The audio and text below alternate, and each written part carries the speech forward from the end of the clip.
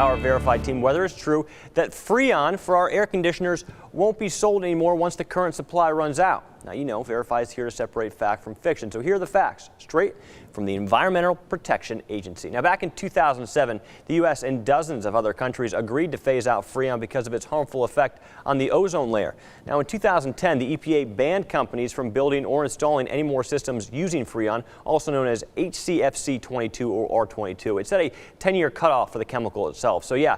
Pretty simple, pretty straightforward. We can go and verify. That viewer is spot on. Starting January 1st of next year, Freon won't be produced or imported into the United States. So what does that mean for you? Well, if your system was installed after 2010, it should already be using a newer, safer chemical. So you're fine. But if you're still on an old-fashioned Freon system, you'll eventually have to get a new system. You won't be required to stop using Freon, but the EPA says without any more being made, it's going to get expensive. It's going to get pretty hard to find as well. Hey, don't let misinformation freeze you out. Our Verified team is always here to melt away the fiction and leave you with just the facts.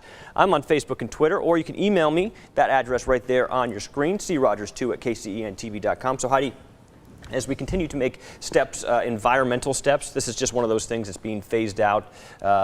As we've seen with electrical cars popping up, stuff like that, this is just an environmental thing, so it will be phased out and it's going to get pretty expensive. Yeah, and so if you have that old system, just be aware that you're going to have to upgrade your system, right? Yeah, check that system. If it's made before 2010, you might want to get it checked out and get a new system in place. All right.